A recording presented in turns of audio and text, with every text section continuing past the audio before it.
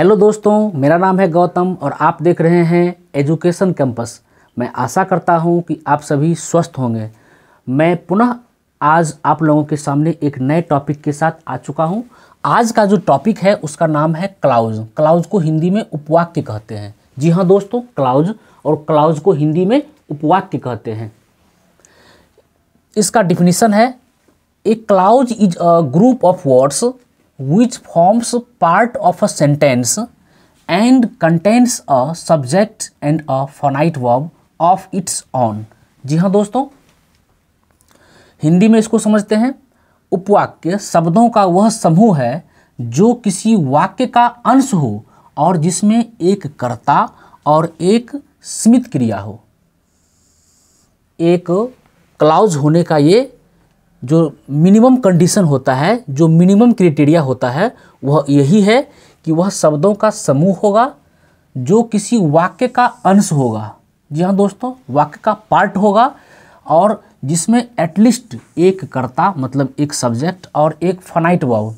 Finite verb का मतलब होता है ऐसी क्रिया जो अपने subject, verb, number, person etcetera के अनुसार अपने फॉर्म्स में चेंजिंग कर देता है, परिवर्तन कर देता है।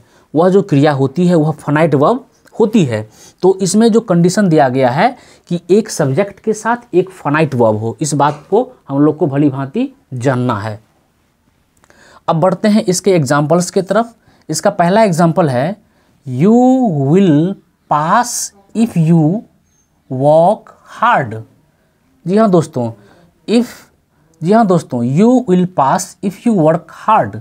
यदि आप कड़ी मेहनत करोगे तो सफल हो जाओगे। इसमें हम लोग देख रहे हैं you will pass if you work hard. यह जो है यह एक क्लाउज का एग्जाम्पल है और इसका हिंदी है, यदि आप कड़ी मेहनत करोगे तो सफल हो जाओगे। दूसरा एग्जाम्पल है, he was absent because he was ill. जी हाँ दोस्तों, इसका हिंदी है, वह उपस्थित था क्योंकि वह बीमार था। तो इसमें हम लोग देख रहे हैं कि ये दो जो एग्जाम्पल्स है, ये दोनों एग्जाम्पल्स क्लाउज के एग्जाम्पल्स है, क्योंकि जो क्लाउज होने का जो मिनिमम क्राइटेरिया है ये दोनों सेंटेंस फुलफिल कर रहा है। बढ़ते हैं आगे, types of clause and its explanation. जी हाँ दोस्तों, क्लाउज के टाइप्स के बारे में अब हम लोग जानेंगे। जो क्लाउज का जो पहला टाइप्स है उसका नाम है principal, main, independent clause. Hindi में कहें तो मुख्य उपवाक्य।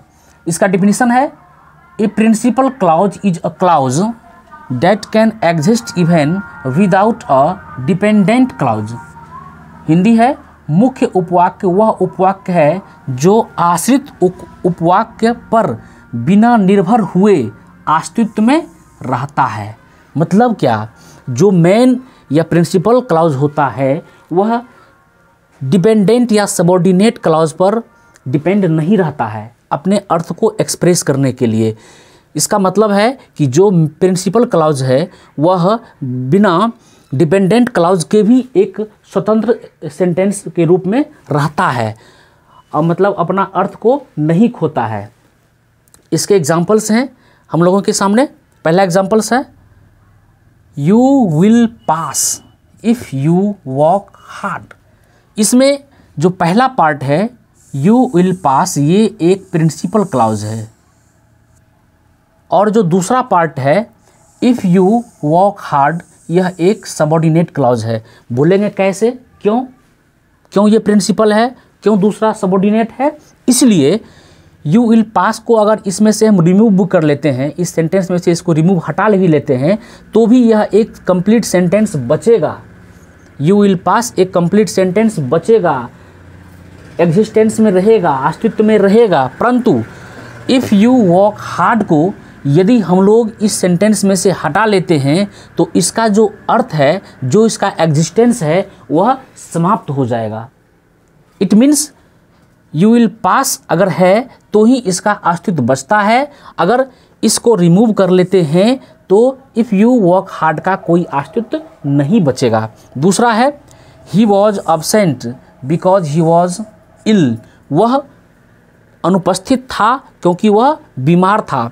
इसमें भी ही वॉज अब्सेंट जो है यह एक प्रिंसिपल क्लॉज है।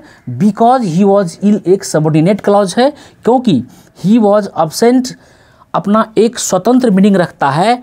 यह बिकॉज ही वॉज इल पर निर्भर नहीं रहता है। अगर इस सेंटेंस में से बिकॉज ही वॉज इल को हम रिमूव भी कर देते हैं तो भी ही वॉज अब्सेंट एक कंप्लीट सेंटेंस बचता है, इसलिए यह अस्तित्व में बना रहता है। तो इसको हम लोग कहेंगे कि यह प्रिंसिपल क्लॉज का एग्जाम्पल है। परंतु बिकॉज ही वॉज इल को अगर हम अकेला छोड़ देते हैं, इसमें से ही वॉज अब्सेंट को रिमूव कर लेते हैं, तो बिकॉज ही वॉज इल का कोई एग्जिस्टेंस नहीं बचेगा, यह अपना अस्तित्व खो देगा। अब बढ़ते हैं क्लॉज के दूसरे काइंड की तरफ। दूसरा काइंड है सबऑर्डिनेट और डिपेंडेंट क्लॉज। हिंदी में कहें तो आश्रित उपवाक्य। A subordinate clause is a clause that can not exist without a principal clause. जी हाँ दोस्तों, हिंदी में देखते हैं, आश्रित उपवाक्य वह उपवाक्य है जो मुख्य उपवाक्य पर निर्भर होकर अस्तित्व में रहता है। मतलब अपने अस्तित्व को, अपने एग्जिस्टेंस को बचाए रखने के लिए वह डिपेंडेंट रहता है किस पर? सबऑर्डिनेट क्लॉज पर। प्रिंसिपल क्लॉज पर, क्योंकि प्रिंसिपल क्लॉज के बगैर सबऑर्डिनेट क्लॉज का कोई एग्जिस्टेंस नहीं रहता है। देखते हैं इसके एग्जाम्पल को। मैंने वही सेम एग्जाम्पल लिया है ताकि आप लोगों को समझने में काफ़ी आसानी हो। पहला एग्जाम्पल है you will pass if you work hard. इसमें यू विल पास जो है एक प्रिंसिपल क्लॉज है और इफ़ यू वर्क हार्ड एक सबऑर्डिनेट क्लॉज है, क्योंकि इफ़ यू वर्क हार्ड इसके बिना अस्तित्व में नहीं रह सकता है। दूसरा एग्जाम्पल है he was absent because he was ill. इसमें से ही वॉज अब्सेंट जो है एक प्रिंसिपल क्लॉज है जो मैंने पहले बता दिया हूँ, और दूसरा जो है बिकॉज ही वॉज इल एक सबऑर्डिनेट क्लॉज है, क्योंकि बिना प्रिंसिपल क्लॉज के इसका एग्जिस्टेंस समाप्त हो जाता है, इसका कोई अर्थ नहीं बचता है, यह एक इनकम्प्लीट सेंटेंस हो जाता है। अब हम लोग जानेंगे कि हम लोग कैसे यह पकड़ेंगे कि प्रिंसिपल क्लॉज जो है और सबऑर्डिनेट क्लॉज जो है उसको कैसे हम लोग रिकॉग्नाइज करेंगे। तो उसको रिकॉग्नाइज करने का बहुत ही आसान तरीका हमने आप लोगों के लिए ढूंढा है। आप लोग जो है अगर ये सारे वर्ड लगा रहेगा, जैसे यहाँ मैंने नोट करके लिखा है सबऑर्डिनेट क्लॉज इन कंजक्शन से स्टार्ट होता है। अगर इन कंजक्शन से सेंटेंस स्टार्ट हो, क्लॉज स्टार्ट हो, तो हम लोग समझ जाएंगे कि यह सबऑर्डिनेट क्लॉज ही होगा। तो देखते हैं कौन कौन सा वर्ड है। As, as if, as the, as much as far as, after, according as soon as, all the, before, because, how, if, least, provided, provided that, since, so that, then, the, till, until, unless, who, which, whose, whom, whether, while, when, where, what।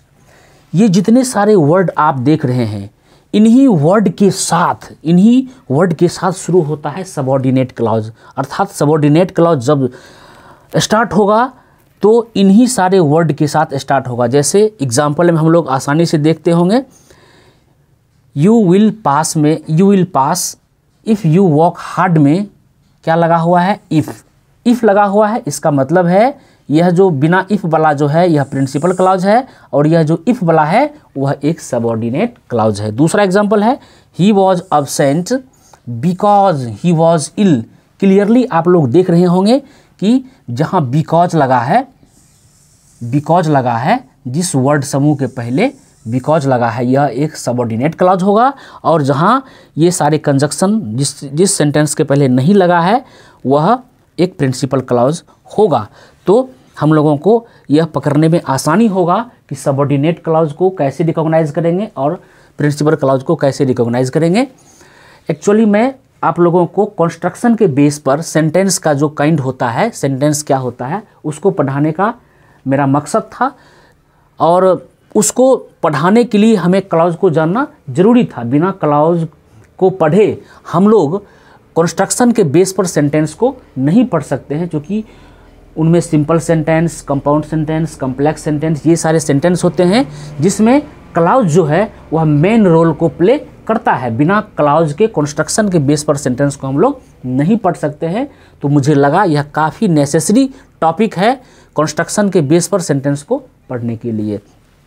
तो आज का video कैसा लगा आप लोग हमें comment में लिखकर सूचित कीजिएगा कि इस टाइप का जो है सो कमी इसमें रह गई है या हमें अच्छा लगा।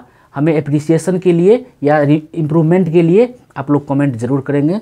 मेरे चैनल को सब्सक्राइब करेंगे, अपने दोस्तों के बीच शेयर करेंगे। तो आज बस इतना ही, आज का वीडियो में समाप्त करता हूँ। Thank you.